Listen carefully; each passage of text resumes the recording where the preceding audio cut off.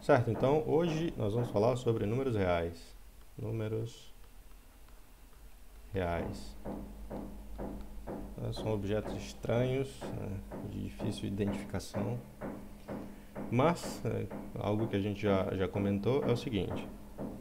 Tudo começa com o conjunto dos números naturais.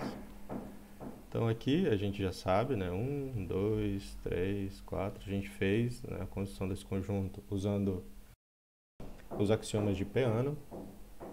Aqui, dados dois números naturais, quaisquer, né, a gente consegue somar esses dois números naturais. O resultado vai ser de novo um número natural. A gente definiu esta operação de maneira axiomática também, né, usando os axiomas de Peano. Esta operação ela satisfaz algumas propriedades, né, associativa, comutativa, lei do corte e outras coisas. A gente consegue também comparar dois números naturais, né? E daí a gente definiu isso da seguinte forma. A gente diz que m é menor do que n se existe um outro número natural, p, tal que, né, ou tal que, m mais p é igual a n. Se eu tiver que somar algo a m para igualar n, significa que esse cara é menor do que este cara. Isso é uma ideia natural. E a gente consegue também multiplicar dois números naturais e o resultado é, de novo, um número natural. E assim como antes, né, assim como a operação de soma, esta operação também possui algumas propriedades comutativa, associativa, tem a monotonicidade da multiplicação e mais outras coisas, né? Essas operações, ambas, né, têm uma certa relação com esta ordem também, ambas respeitam a ordem no seguinte sentido, que se m é menor do que n, então, para qualquer outro número natural, p, então m mais p é menor do que n mais c. Isso aqui é chamada, p. Essa aqui é chamada lei do corte, e se m é menor do que n, então, para qualquer número natural, m vezes p é menor do que n vezes p. Isso aqui é chamada monotonicidade, né, da multiplicação em relação à ordem. Depois, a gente faz uma extensão desse conjunto. A gente adiciona mais elementos ao conjunto dos números naturais, daí a gente obtém o conjunto dos números inteiros. Porém, a gente quer preservar tudo que a gente construiu antes, né? A gente quer preservar todas as propriedades de soma, todas as propriedades de multiplicação, incluindo essas duas aqui, incluindo esta daqui também, e assim por diante.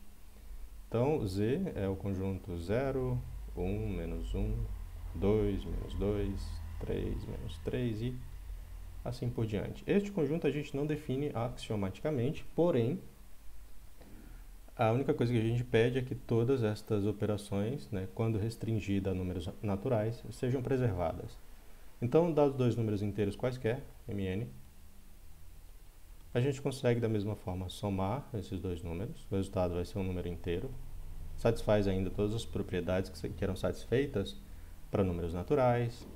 Daí aqui a gente consegue comparar também dois números inteiros e consegue multiplicar, né, dois números inteiros.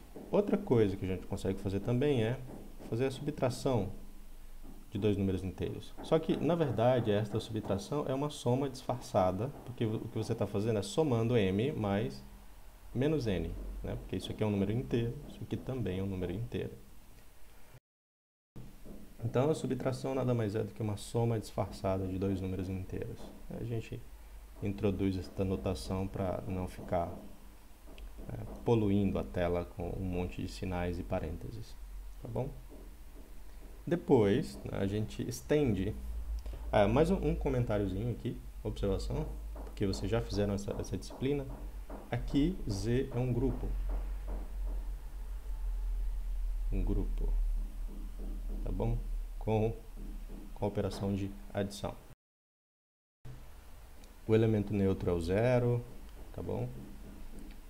Significa que se você soma qualquer número inteiro, z, com zero, você obtém o próprio z, e dado um número inteiro qualquer, o inverso desse número inteiro, né, que é um número que a gente chama de sei lá, z', e tem que dar 0, este número, z', é na verdade o outro número inteiro menos z.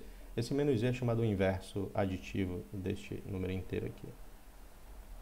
Tá bom? Então, com esta operação, este cara é um grupo. Isso é coisa que vocês viram lá na disciplina de álgebra. Daí, aqui a gente faz uma nova viagem, né? Adiciona um monte de outros números, faz uma nova extensão. E daí a gente define aqui o conjunto dos números racionais. O conjunto dos números racionais é o seguinte, é representado por um símbolo, né? M, daí uma barra horizontal e N embaixo.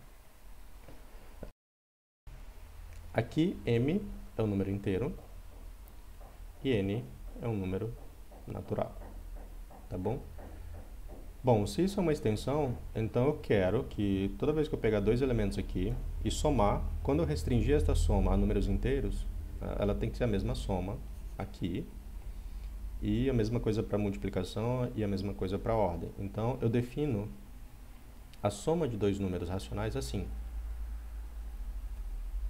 Então, m sobre n, que é um número racional, mais p sobre q, vai ser mq mais np dividido por nq.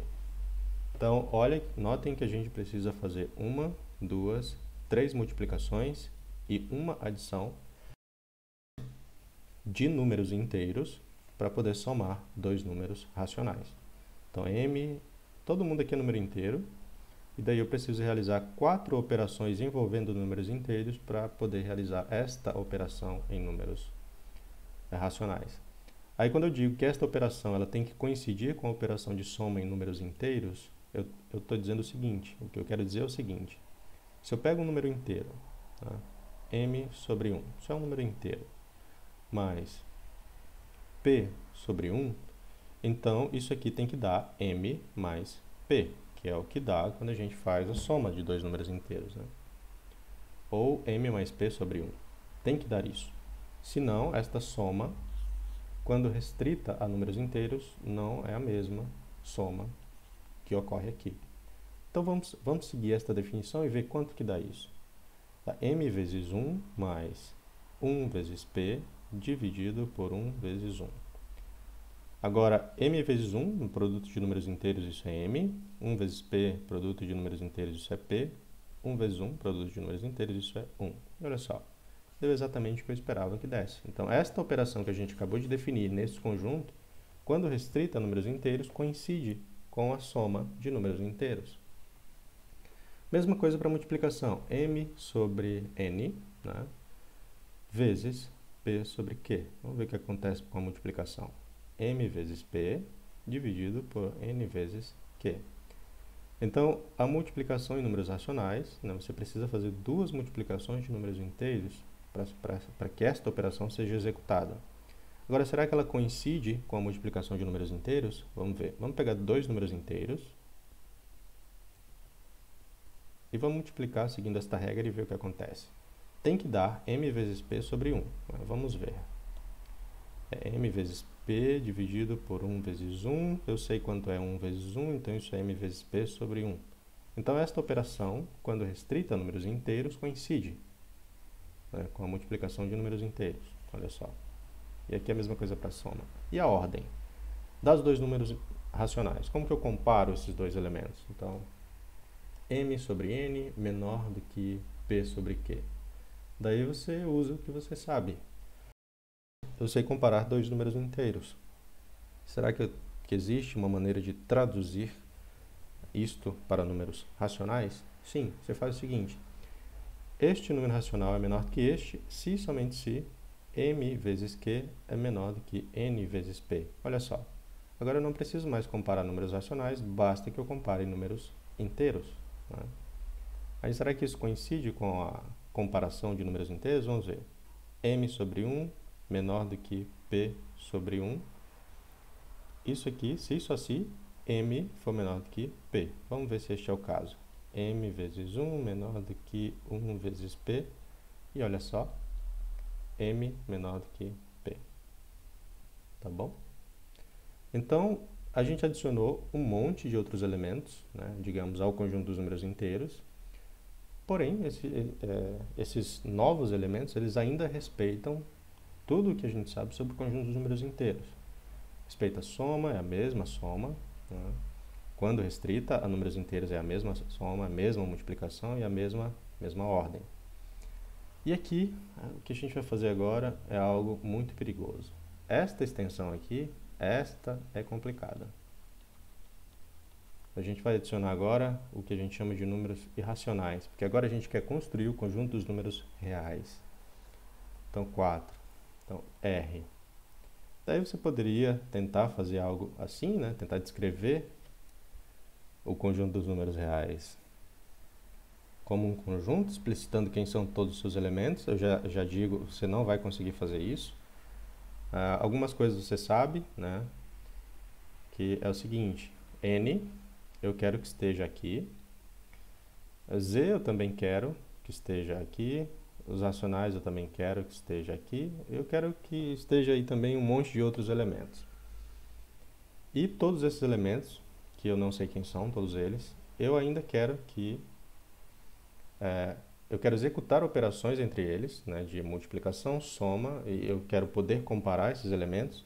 E essas três operações, multiplicação, soma e comparação, quando restrita, né, a números naturais, inteiros ou racionais, eu quero que sejam exatamente as mesmas. Então, o conjunto dos números reais, a gente vai definir assim. R é um corpo ordenado completo. Agora eu vou passar a descrever cada um, né, desses termos aqui. E lá dentro desse corpo ordenado completo estará este conjunto, um bando de outros elementos que, assim, eu conheço apenas alguns deles, né? Por exemplo, raiz de 2 está lá dentro. Isso aqui eu vou deixar como exercício para vocês, mostrar que raiz de 2 de fato é um número real, só sabendo a definição do conjunto dos números reais. Então, sabendo apenas disto, que R é um corpo ordenado completo, a gente vai ser capaz de provar que raiz de 2 é um número real. Lembra, a gente provou que raiz de 2 não era um número racional, mas sabendo só desta definição aqui, a gente será capaz de provar que raiz de 2 é um número real. Ou seja, existe um elemento lá dentro do conjunto dos números reais, né, um elemento que eu vou chamar de R por enquanto, cujo quadrado é igual a 2. Tá bom? Este R não é um elemento de Q, tá bom? Então, não é o que a gente chama de número racional. Este R é um número irracional. Este aqui não é um exercício trivial, tá bom? Mostrar que existe um número real cujo quadrado é 2. Ou seja, mostrar que raiz de 2 é um número real não é uma tarefa trivial. A gente aceita isso como um fato, assim, válido, né? Desde sempre. Ó, isso aqui é um número irracional, é um número real também. Mas a gente precisa provar que, de fato, aqui dentro tem um elemento que resolve esta equação. Tá bom? Por exemplo, aqui dentro não tem um elemento que resolve esta equação. Tá bom? Mas tem um elemento que resolve esta equação. Pelo menos um. Né? Certo, então vamos agora descrever cada um desses adjetivos, né, que a gente escreveu aqui. Então, a primeira coisa que a gente vai falar é sobre corpos. Então, o que é um corpo? Mais uma vez, vocês fizeram a disciplina de álgebra, então eu sei que vocês sabem tudo isso aqui. Então, nada do que eu vou escrever aqui é novidade para vocês. Então, a primeira coisa que a gente precisa é de um conjunto. Então, um corpo, isso é uma definição, tá bom? Então, um corpo é um conjunto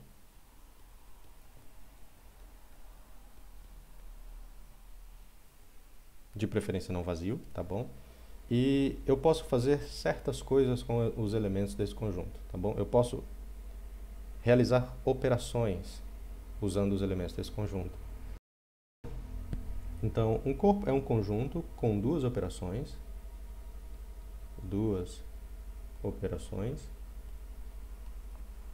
A gente sempre costuma chamar essas operações de mais e multiplicação. Soma, adição, perdão, e multiplicação. Só que existem vários corpos, tá bom? E adição e multiplicação, apesar de sempre serem representadas pelo mesmo símbolo e sempre receberem o mesmo nome, né? Adição e multiplicação, essas operações elas são distintas. Por exemplo, em números naturais, a soma é uma coisa, os números inteiros é outra coisa, mas é o mesmo símbolo que a gente usa. E olha só, aqui, soma é isso aqui. Então, apesar de a gente estar representando pelo mesmo símbolo que a gente usa para representar soma aqui, a gente está somando objetos diferentes de maneiras diferentes. Então, apesar de aqui ser o mesmo símbolo, essas somas são distintas, tá bom? Então, eu poderia, sei lá, denotar a soma nos racionais como mais que, só para indicar, eu estou somando números racionais, então essa soma é realizada assim. Não é assim, m sobre n mais p sobre q, não é m mais p, n mais q. Pelo menos não sempre, né? Em alguns casos é, mas não é sempre assim, tá bom? Então, apesar de eu estar usando o mesmo símbolo para denotar a soma aqui e aqui, essas três somas são diferentes. Porém, quando eu pego esta soma e restringo ao conjunto dos números naturais, daí elas coincidem. Então, é isso que a gente sempre quer que aconteça. Então, isso aqui é um erro comum, né, que os estudantes que estão aprendendo essa soma de frações cometem. Tem que deixar claro que não é isso. É igual a multiplicação de matrizes. Então, imagine que você tem duas matrizes, 2, 1, 3, 4, e eu quero multiplicar por menos 1, 2, 4, 3. Por que a multiplicação de matrizes não é assim? Esse vezes esse, esse vezes esse, esse vezes esse e esse vezes esse. Por que não é assim a multiplicação de matrizes? Poderia ser, né? Mas não é. Isso aqui é uma outra operação, você pode inclusive denotar por produto, mas é uma outra operação. Não sei se esta operação satisfaz, por exemplo, associatividade, comutatividade. Comutatividade satisfaz, obviamente, né? Satisfaz a associatividade. Quem seria o elemento neutro para esta multiplicação? Deixa eu ver. Então, 1, 2, menos 1, 3. O elemento neutro da multiplicação, eu tenho que receber de volta o próprio elemento, né? 1, 2, menos 1, 3. Seria a matriz com 1 em todo lugar. Porém, olha só, se tivesse um 0 aqui, né? Daí o elemento neutro poderia ser muitas coisas, né? Por exemplo, aqui poderia ser 7. Aí ainda teria 0 aqui. Então aí já aparece uma certa ambiguidade, né? Então, para certos elementos, existem muitos outros cujo produto dá o próprio elemento. Isso é meio estranho, né? Certo. Então, mais uma vez, apesar de eu estar usando mais, né, e ponto para representar o que a gente chama de adição e multiplicação, essas coisas, adição e multiplicação, podem ser operações diversas, desde que, né, seja definido. Aí você sabe exatamente que operação é que você está realizando. Então, aqui a gente não vai fazer isso, né? Apesar de eu chamar de adição e multiplicação, serão operações genéricas, né? Porém, eu quero que essas operações genéricas satisfaçam uma série de condições que eu vou começar a escrever aqui agora. Então, o corpo é um conjunto com duas operações, adição e multiplicação.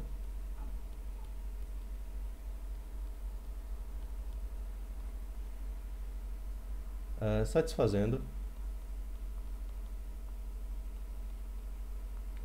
as seguintes condições.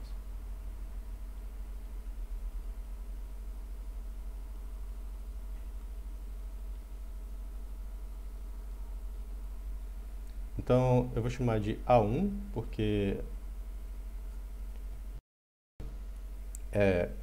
o A é de adição, tá bom? Então, seria a propriedade 1 da adição. É assim, A mais B é igual a B mais A, onde A e B são elementos quaisquer. Aí eu preciso dar um nome para o rapaz, né? Vamos lá. Um corpo, vou deixar eu fazer assim, é um conjunto K, né, com duas operações. Aí está, pronto, dei um nome para o indivíduo agora. Aí a segunda propriedade, né, a segunda condição de adição que deve ser satisfeita é A mais B mais C é igual a... Essas são coisas familiares, tá bom? Nada aqui é novidade. Aí A, B e C são números, são elementos quaisquer deste conjunto. Essa daqui tem um nome, é chamada de comutatividade. Esta também tem um nome, é chamada associatividade. Daí a terceira propriedade, ou a terceira condição de adição que deve ser satisfeita, né, é a seguinte. Existe um zero. Se você quiser ser um pouco mais específico, você chama um zero do conjunto K, tá bom? Mas eu vou chamar só de zero, mas fica implícito que se eu mudo o conjunto, então pode ser que este zero ele também mude. Pode ser que o zero nem seja o número zero, né? Por exemplo, para matrizes, quem seria o elemento neutro para adição? O conjunto das matrizes não é um corpo, tá? Mas quem seria o elemento neutro para adição é a matriz nula, né? Se você considera o conjunto das matrizes 2 por 2, A, B, C, D, então o zero para adição seria 0, 0, 0, 0. Então isso aqui é o elemento neutro, né, da adição, porém ele não é o elemento, não é o número zero. Então o zero pode ser muitas coisas.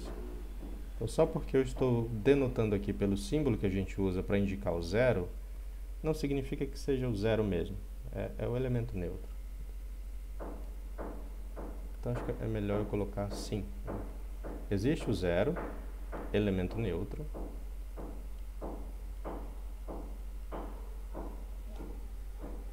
Acho que eu posso ser um pouco mais preciso na minha definição, escrevendo o seguinte. Existe zero em K, né, que é o elemento neutro, tal que A mais zero é igual a A para todo A no conjunto K. E a quarta condição que a adição deve satisfazer é a seguinte. Para cada A em K, existe uma linha também em K, tal que A mais a linha é igual a zero, que é o zero daqui. Aí a linha é chamado... eu vou fazer o seguinte, eu vou economizar um pouquinho meu tempo de vida, escrever aqui.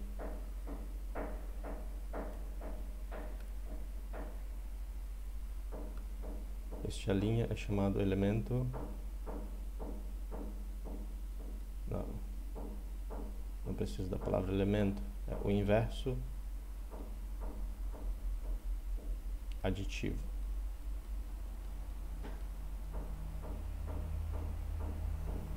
Daí tal que A mais a linha é igual a zero. Então essas são as quatro condições que esta operação deve satisfazer, né? Quando realizada com elementos do conjunto, essas quatro condições para essa adição têm que ser satisfeitas. Agora eu vou começar com as de multiplicação. Então eu vou chamar de M1. Aí A vezes B tem que ser igual a B vezes A. Mesma coisa, chama comutatividade essa também. Daí a M2 é associatividade, igual a vezes B vezes C. Aqui para todo A, B, C em K. E aqui para todo AB em K. Tá bom? E as duas análogas também para elemento neutro e elemento inverso. Então M3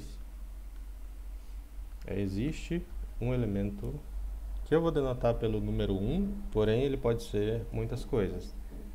Para matrizes, a identidade, se eu considero só as matrizes invertíveis, né? Então, as matrizes invertíveis 2×2, então o 1 das matrizes seria a matriz identidade. Então, isso aqui seria o 1. Tá bom? Então, só porque eu estou denotando pelo número 1, não significa que seja o número 1. É um elemento que toda vez que eu multiplicar por esse elemento, nada se altera. Eu obtenho o mesmo elemento que eu tinha antes. Então, existe um elemento 1, que eu vou chamar de unidade, de K, né? Tal que A vezes 1 é igual a A para todo A em K. E o análogo para o elemento inverso é o seguinte: para cada A em K, A diferente de zero, tá bom? Então, existe um A tio, também em K. Esse aqui é o inverso multiplicativo.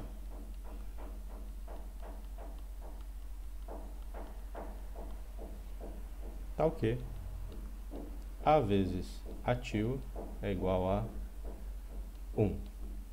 Em geral, observação, em geral, este A tio a gente denota pelo símbolo A menos 1 ou 1 sobre A. Tá bom? Quando a gente está lidando com números inteiros, por exemplo. Não, com números racionais, por exemplo. E lá na adição, a observação, este A' a gente costuma denotar por menos A. Então, o inverso aditivo a gente costuma denotar por menos A e o inverso multiplicativo por A menos 1 ou 1 sobre A. E daí tem um AM1, que é uma condição que deve ser satisfeita tanto pela adição quanto pela multiplicação.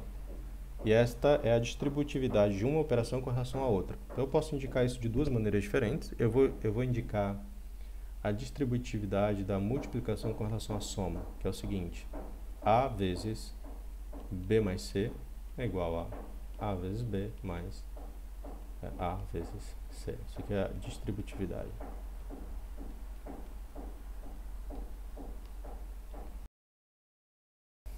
Isso para todo A, B, C no conjunto K. Daí, exemplo de corpo, conjunto dos números racionais, tá bom? Então, o conjunto dos números racionais tem um elemento neutro,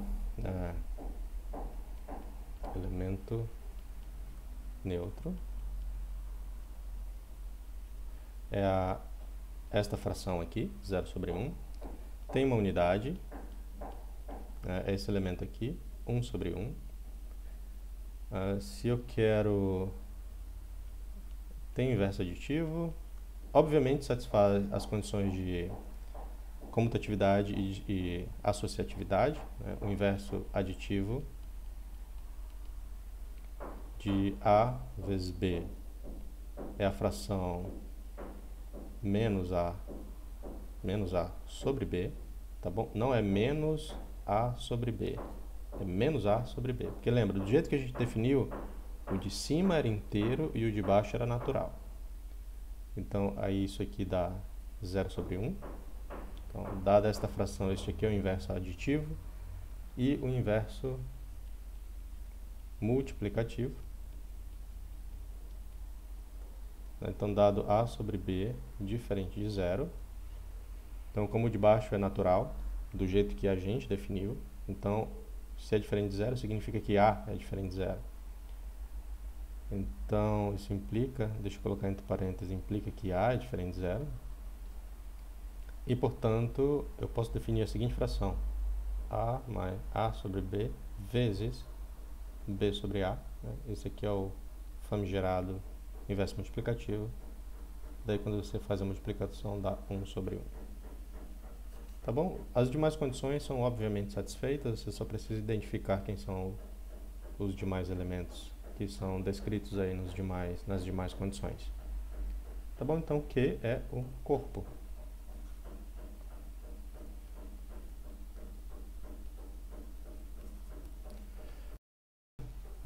Tá bom? Então, é o primeiro corpo que a gente tem contato. Tem alguns mais simples. Por exemplo, você considera esse conjunto aqui, Z2, né, que é o conjunto que tem só dois elementos, 0, 0 e 1. Tá? Aí você usa esta tabela para soma. Então, 0, 1, 0, 1. Daí 0 mais 0 é 0, 0 mais 1 é 1, 1 mais 0 é 1 e 1 mais 1 é 0. E você usa esta outra tabela para multiplicação.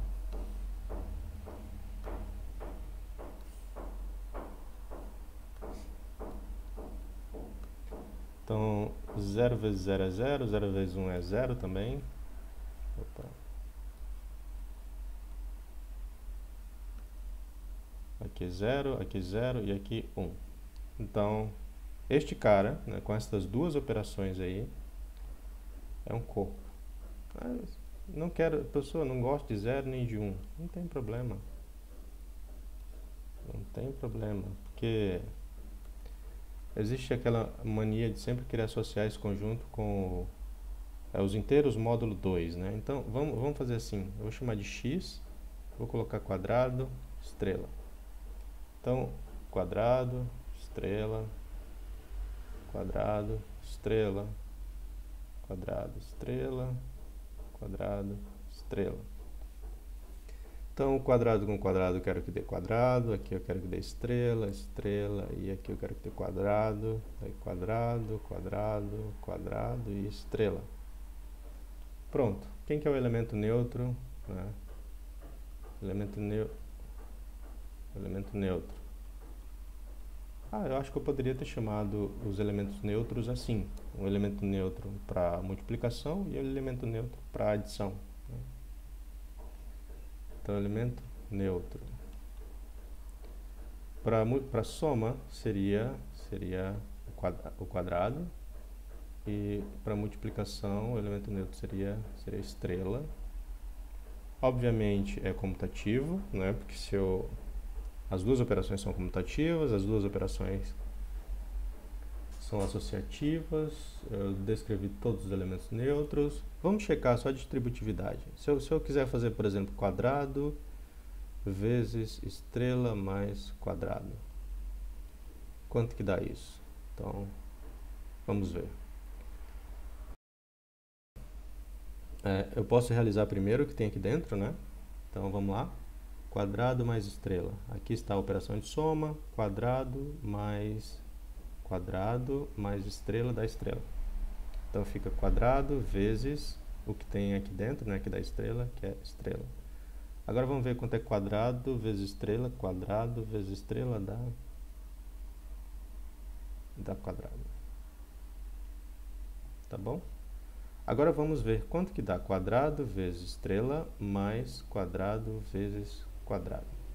Tem que dar a mesma coisa, né? Porque eu quero que seja distributivo esta operação com relação à segunda. Então, quanto que dá quadrado vezes estrela? Dá quadrado, né? De acordo com aquela tabelinha. Esta tabelinha, quadrado vezes estrela dá quadrado. Mais quadrado vezes quadrado dá quadrado. Quadrado mais quadrado dá quadrado. Deu a mesma coisa.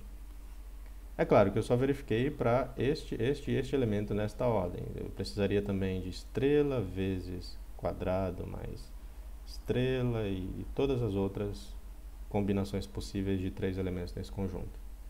Tá bom?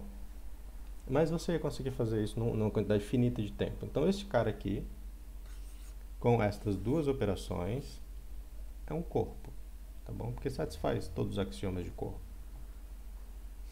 Agora vamos falar sobre ordem. Então, ordem.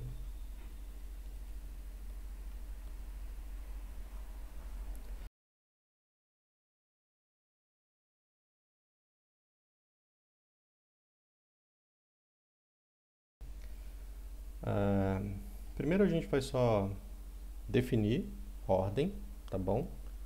E depois a gente vai pedir ainda que esta ordem no conjunto ela satisfaça algumas condições que relacionam a ordem com as operações que tem no conjunto. Por exemplo, um conjunto dos números naturais, né? A gente tem uma soma e uma multiplicação. E lá a gente define uma ordem, e esta ordem ela satisfaz ainda algumas condições relacionadas às operações, né, que tem no conjunto. Então a gente quer que algumas dessas relações entre a ordem e as operações no conjunto sejam também satisfeitas. Então eu vou começar definindo aqui o que seria uma ordem total em um conjunto, tá bom? Eu vou começar só com ordem. Ordem.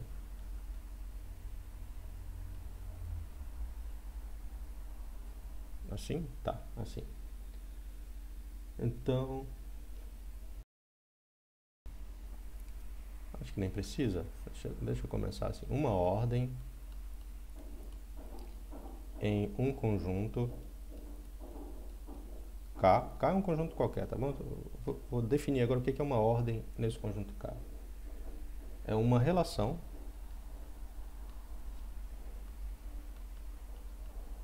com as seguintes propriedades.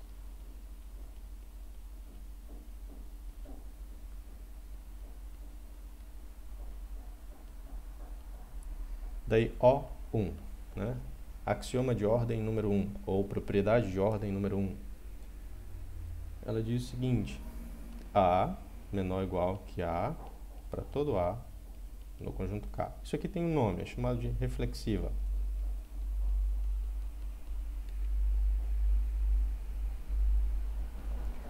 Aí O2, ou propriedade de ordem número 2, ou axioma de ordem número 2. Ele diz o seguinte: se A é menor do que B e B é menor do que A, então A é menor do que... Não, acho que eu troquei aqui. B é menor do que C, então A é menor do que C. Isso aqui é chamado de transitividade. Transitividade. E O3, no terceiro axioma de ordem, diz o seguinte: se A é menor ou igual que B e B é menor ou igual que A, então A deve ser igual a B. Isso aqui é chamado de transitividade. Opa! É antissimetria, na verdade. Antissimetria. Tá bem? Então isso é uma ordem. Então, todo conjunto que possui uma relação que satisfaz essas três condições é chamado de um conjunto ordenado. Por exemplo, o conjunto dos números naturais com m menor do que n, se e só se existe um número natural tal que m mais p é igual a n, né? Isso aqui é uma ordem. É uma relação de ordem.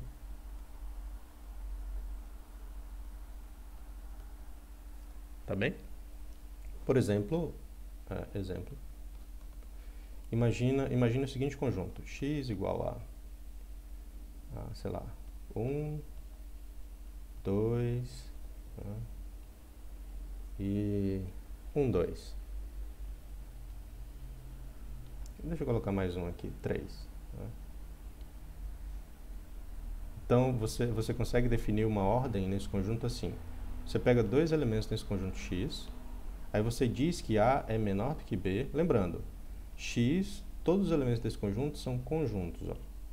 Isso aqui é um conjunto com um elemento só, é um conjunto, é um conjunto, é um conjunto. Então, x é um conjunto em que seus elementos são conjuntos. Então, dados dois elementos, você diz que um é menor que o outro se A está contido em B. Por exemplo, esse conjunto aqui, ele é menor do que este conjunto, né? Porque este está contido neste. Então, eu digo que A é menor do que B se A está contido em B. Esta é a definição desta ordem. Tá bom?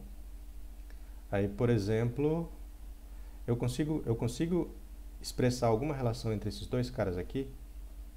1 e 2. Quem que é maior e quem que é menor desses dois conjuntos aí? O da direita ou da esquerda?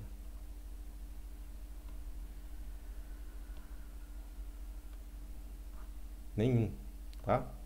Então, esta ordem aqui, que eu defini nesse conjunto, ela não é uma ordem total, porque existem elementos no conjunto que eu não consigo comparar. Isso já não acontece com os números naturais, por exemplo. Dados quaisquer dois naturais, eu sei dizer exatamente quem é maior e quem é menor, ou se eles são iguais. Tá bom? Já para este conjunto aqui, né, com esta ordem definida desta forma, eu não consigo dizer, né, não existe relação nenhuma entre esses dois elementos usando esta relação de ordem. Não consigo dizer quem que é maior e quem que é menor. Mesma coisa para este e este, né? Mesma coisa para este e este. Eu sei que este é menor do que este, mas eu não sei nada sobre este e este daqui, tá bom? Porque a ordem aqui foi definida desta forma.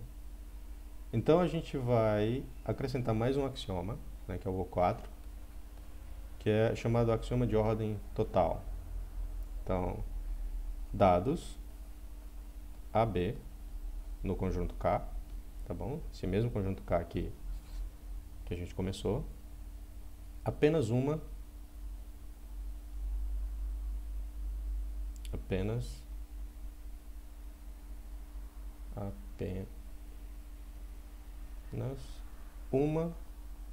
das seguintes ocorre.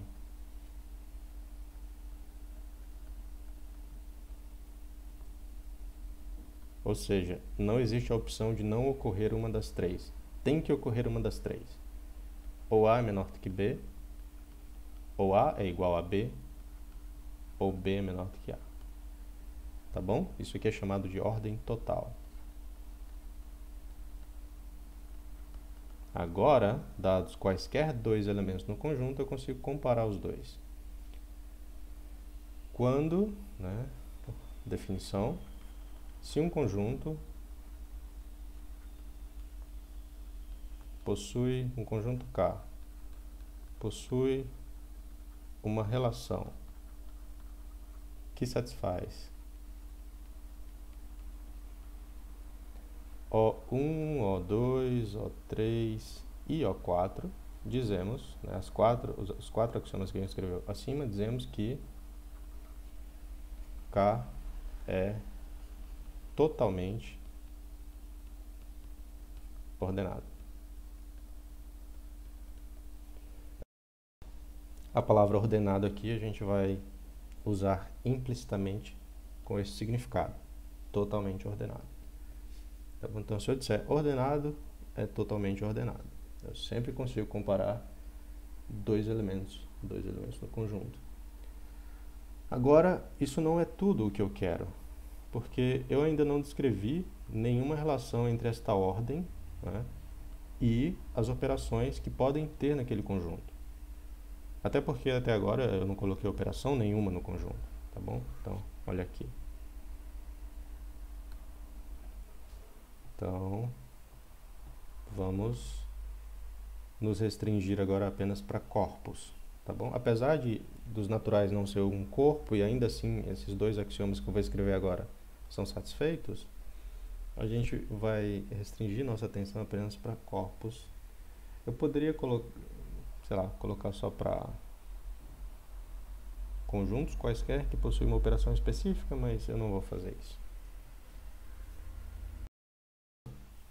Então, agora sim, tá? Seja K um corpo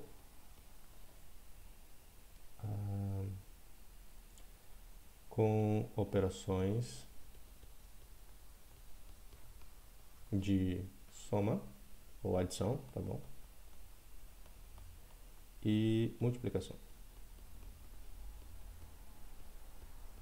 Se eu já estou dizendo que é um corpo, então ele satisfaz A1 até A4, M1 até M4 e AM1, né, que são os axiomas de corpo que a gente descreveu lá no início da aula. Então você já quer um corpo com estas operações aí. Se, né, O,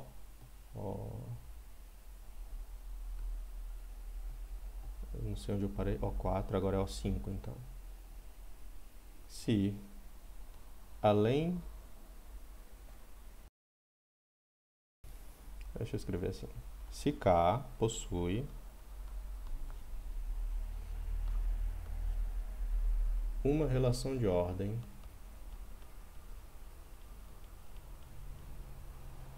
satisfazendo O1 até O4 e, além disso, são satisfeitos O5,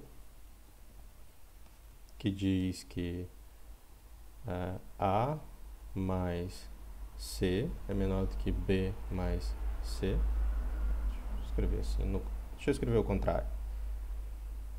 A menor do que B implica que A mais C é menor do que B mais C para todo A, B, C no conjunto K. Essa aqui é aquela lei do corte, né? Deixa eu escrever escondido aqui. Lei do corte. E O6, que é A menor do que B, implica que A vezes C é menor do que B vezes C para todo C maior do que zero. Para todo C em K, C maior do que zero. Por que eu consigo dizer que um elemento desse conjunto é maior do que zero? Porque esse conjunto possui uma relação de ordem que satisfaz os axiomas O1 até O4.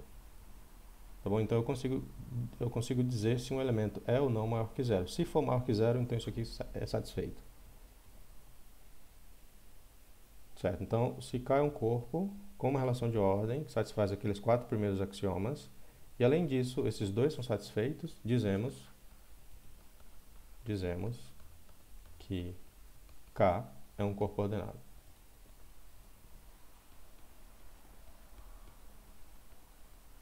Ou totalmente ordenado, tá bom? Porque agora existe uma relação entre os axiomas de corpo e os axiomas de ordem.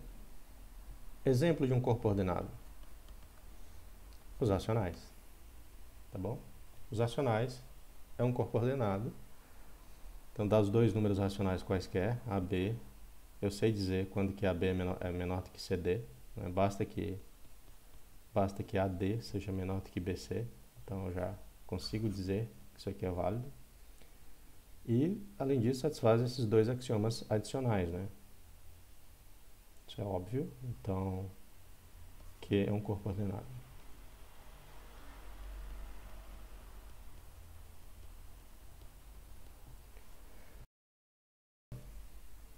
Agora vamos para o último axioma, né? Deixa eu mostrar para vocês em que pé estamos. A gente está tentando esclarecer esta definição, né? Então, corpo a gente já sabe o que é, corpo ordenado a gente já sabe o que é, só que tem uma palavrinha misteriosa aqui ainda, que a gente precisa, né, dizer o que significa. E agora nós vamos falar sobre cotas. Então, cotas.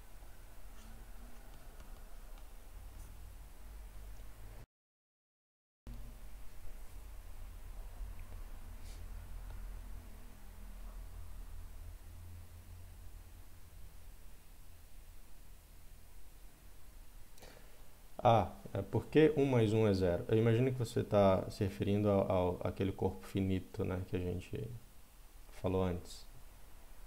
Aqui. Por que 1 mais 1 é 0?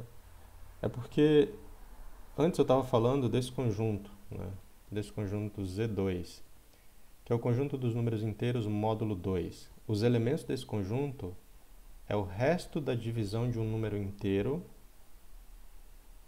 pelo número 2. Então, Z2 é o conjunto de todos os elementos x, R, tal que R é o resto da divisão de um número inteiro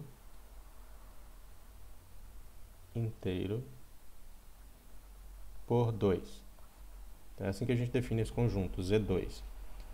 Daí, vamos realizar essas divisões, né? Por exemplo, qual que é o resto?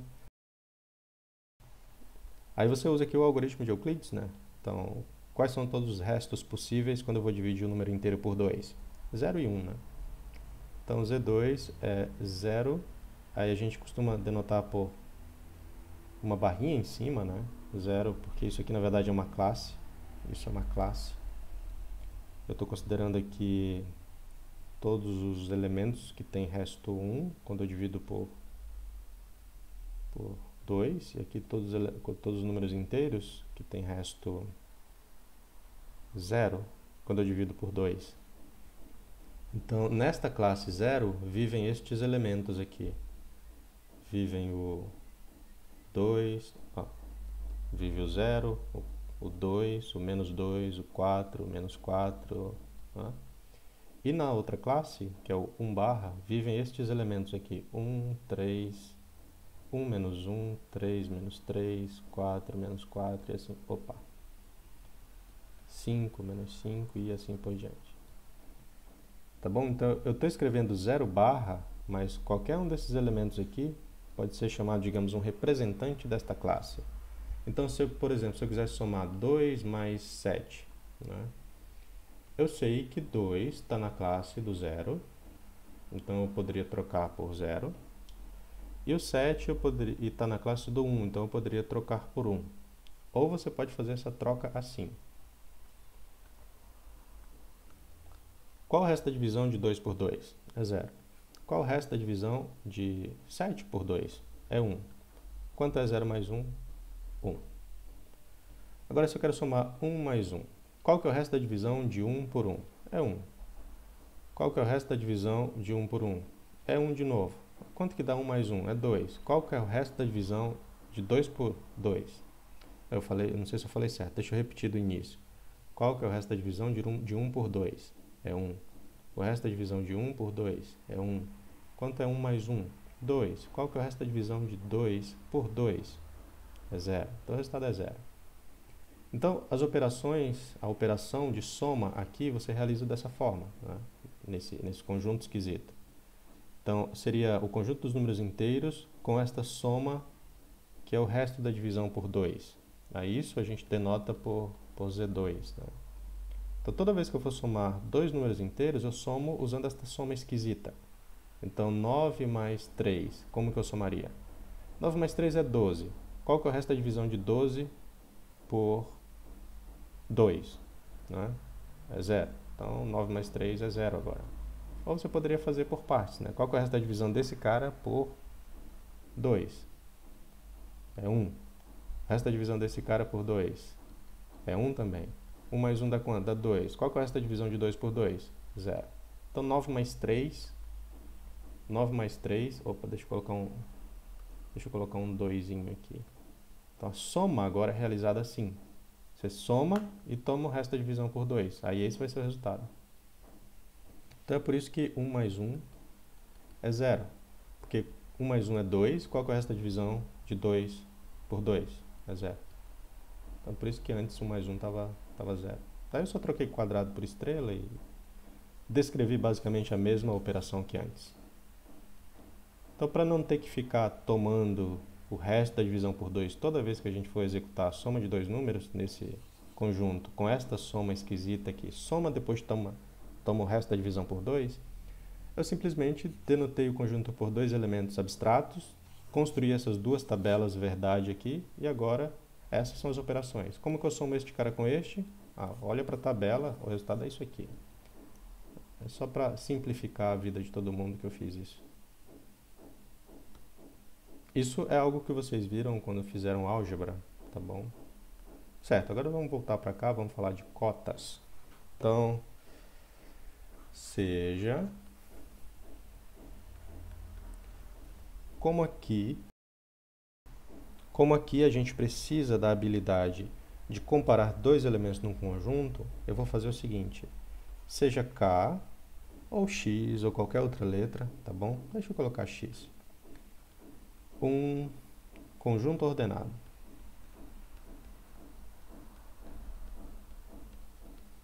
Daí a gente volta lá na definição, né? Dizemos que um conjunto é totalmente ordenado se ele satisfaz os 4 primeiros axiomas. Para satisfazer esses 2 axiomas adicionais, eu preciso que o cara seja um corpo, tá bom? Porque aqui eu estou envolvendo, olha só, as operações de corpo. Então aqui, para falar de cotas, a gente só precisa de que x seja um corpo ordenado. Então, aqui, deixa eu relembrar vocês, O1, acho que é melhor escrever O assim, O1, O2, O3 e O4 devem ser satisfeitos, ou são satisfeitos. Essas 4 condições, ou esses 4 axiomas são satisfeitos. Então, seja x um conjunto ordenado, ou totalmente ordenado, como queira. Isso significa que, dados quaisquer 2 elementos aqui, eu sei dizer se eles são iguais, ou se um é maior que o outro, ou menor que o outro. Acho que eu esqueci de dizer o que significava aquele quarto axioma, eu chamei de ordem total, não foi? Foi, mas também ele tem outro nome, é chamado de tricotomia. Esse é o mais... tricotomia. Esse é o nome mais conhecido. Apenas uma dessas 3 acontece. Uma quarta possibilidade é impossível. Isso significa que eu sempre consigo comparar 2 elementos no conjunto. Então, seja x um conjunto ordenado. Se você quiser pensar como n, ou z, ou q, não tem problema, tá bom? Se você quiser pensar em x como um desses 3 conjuntos, não tem problema. Então, toda vez que eu for escrever alguma propriedade a respeito desse conjunto x, imagina que você está lidando com o z ou o q, tanto faz. Colocar um exemplo mais tangível na cabeça é sempre mais fácil de assimilar, né? Então, seja x um conjunto ordenado, a definição, dizemos que todas essas definições estão relacionadas a este conjunto x, tá bom? Dizemos que mzão, que é um elemento do conjunto x. Não, agora as coisas complicaram. Vou fazer assim. Seja A um subconjunto de x. Agora eu consigo trabalhar. Então, dizemos que mzão, que é um elemento de x, é uma cota superior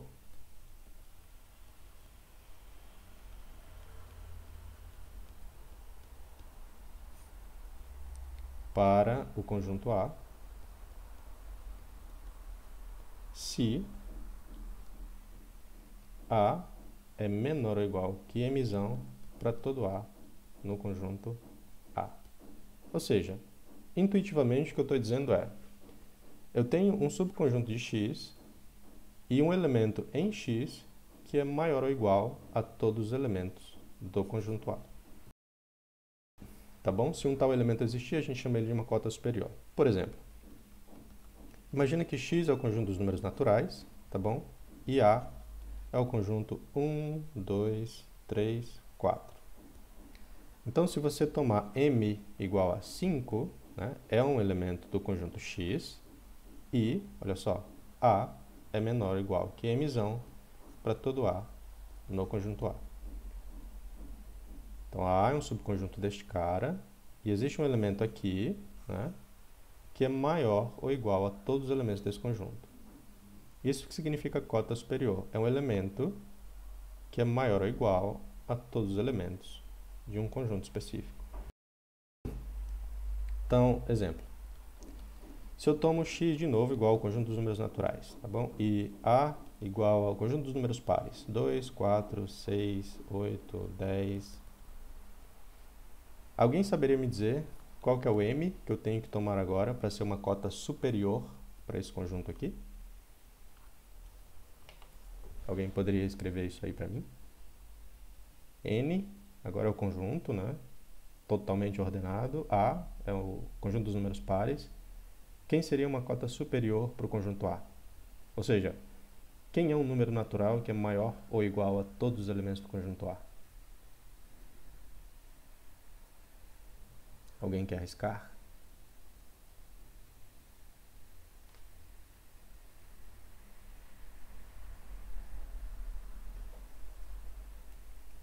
O que a intuição de vocês está dizendo? Sempre ouçam a intuição de vocês. O que a intuição de vocês está dizendo? Exatamente. Resolveu o problema. A não possui uma cota superior. Tá bom? Então, cotas superiores podem não existir. Isso não é problema nenhum.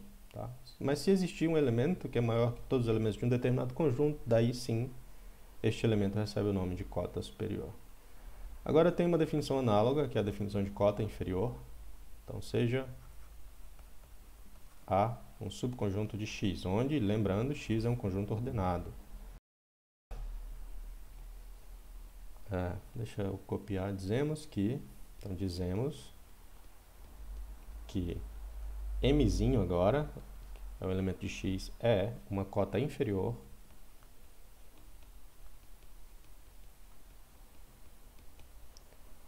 para o conjunto A se Mzinho agora é menor ou igual a todos os elementos do conjunto A. Aí, exemplo. Considere, de novo, X, o conjunto dos números naturais, tá bom? A, o conjunto 1, 2, 3, 4. Daí, eu quero saber quem que é uma cota inferior para esse conjunto A. Ou seja, qual é um elemento de X que é menor ou igual a todos os elementos do conjunto A? E aí? Escrevam no chat para mim, por favor. Um elemento do conjunto X, que é o conjunto dos números naturais, que seja menor ou igual a todos os elementos desse conjunto A. 1. Pronto, acabou. O 1 é menor ou igual a todos os elementos do conjunto A. Existe algum outro? Existe algum outro número natural que seja menor ou igual a todos os elementos desse conjunto? Opa, cota inferior.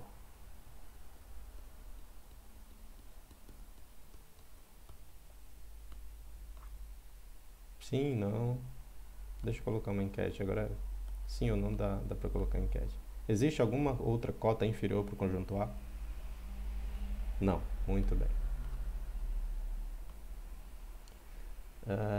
Vamos ver. Deixa eu pensar em outro conjunto, exemplo.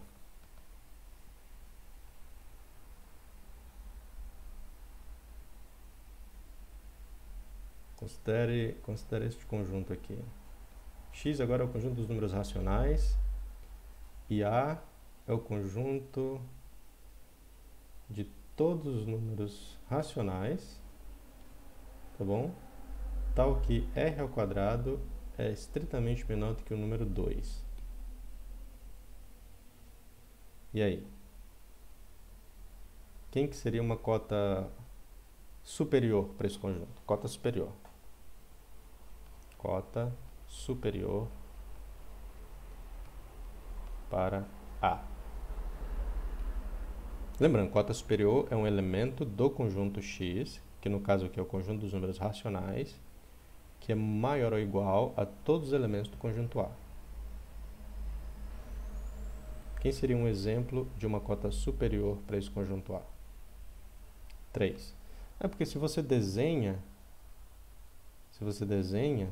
aí você teria que, sei lá, menos raiz de 2, não está no conjunto, né? Raiz de 2 também não está no conjunto, e o número 3 vive por aqui, né? Então, 3 é uma cota superior. O próprio 2 seria uma cota superior, né? Porque o 2 está por aqui, assim, mais ou menos. Então, o 2 também é uma cota superior. Aí agora a gente consegue, olhando para o desenho, a gente consegue identificar as cotas inferiores, né? Por exemplo, menos 2, uma cota inferior, porque é um número que está no conjunto e é menor ou igual a todos os elementos do subconjunto. Então, é cota inferior. Tá bom? Agora vamos falar sobre máximo e mínimo. Então, definição.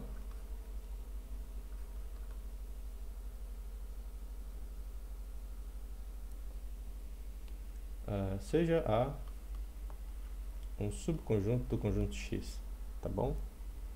Então, dizemos que M, olha só onde M está agora. Antes, na definição lá de cota superior, ó, M estava em X.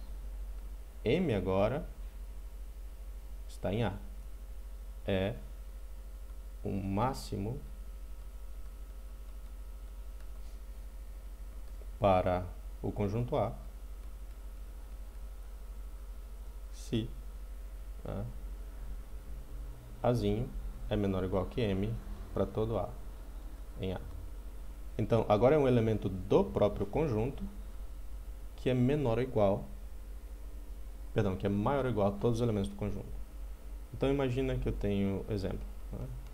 Se X for, de novo, o conjunto dos números naturais e A for o conjunto 1, 2, 3, aí eu pergunto para vocês, quem que é o máximo do conjunto A agora? Máximo de A. Escrevam aí no chat. Já está escrito, 3. A resposta anterior já respondeu esta pergunta. Máximo de A é 3. Tá bom? Agora tem que ser um elemento do conjunto que é maior ou igual a todos os elementos do conjunto. Então, vamos considerar aqui exemplo. Seja X o conjunto dos números racionais, tá bom? E seja A esse conjunto aqui. O conjunto dos números racionais que são maiores ou iguais que 2 e menores que 3. Tá bom? Conjunto dos números racionais que são maiores ou iguais que 2 e menores que 3. Estritamente menores que 3. Pergunta: quem é o máximo de A?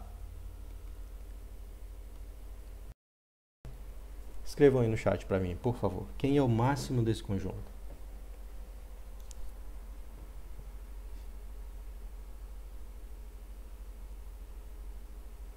O que a intuição de vocês está dizendo? Eu acho que eu vou começar a dirigir minhas perguntas para a intuição de vocês. A resposta que foi dada, né, pelo Bruno foi essa. Só que isso aqui é 3, tá? Se você continua para sempre, né, é 3. Lembra da definição? Dois números reais são iguais, se somente se a distância entre eles é menor do que epsilon para todo epsilon real, então isso aqui é 3. Só está escrito de uma maneira diferente, mas é 3 de novo. E, como vocês podem ver, o 3 não está nesse conjunto. Então eu pergunto novamente, o que a intuição está dizendo? Quem que é o máximo para esse conjunto?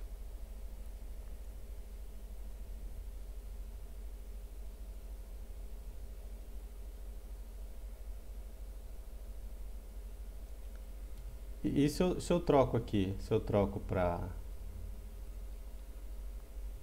conjunto dos números naturais maiores ou iguais que 2 e menores que 3. Quem que é o máximo desse conjunto? 2, tá. E antes, qual é a resposta? Não digam 2, por favor, porque não é, tá? 2.5 é maior que 2, por exemplo. Exatamente, não tem. Tá? Esse conjunto não possui um máximo.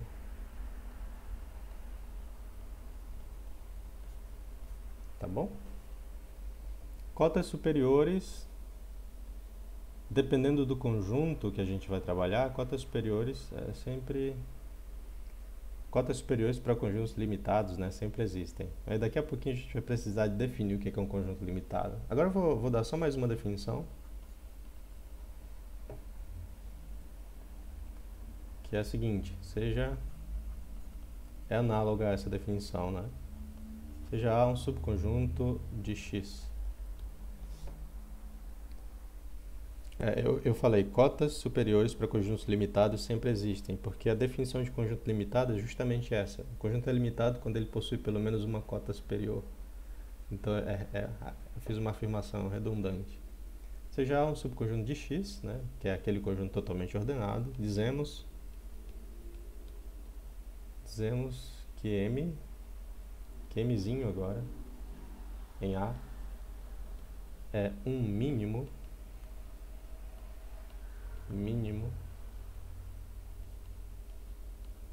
para A se Mzinho é menor ou igual a todos os elementos do conjunto A. Tá bom? E daí, vamos ver exemplo. Suponha que X é o conjunto dos números inteiros, né? E A é o conjunto dos números -2, -1, 0, 1 e 2. Daí eu pergunto, quem que é o mínimo desse conjunto?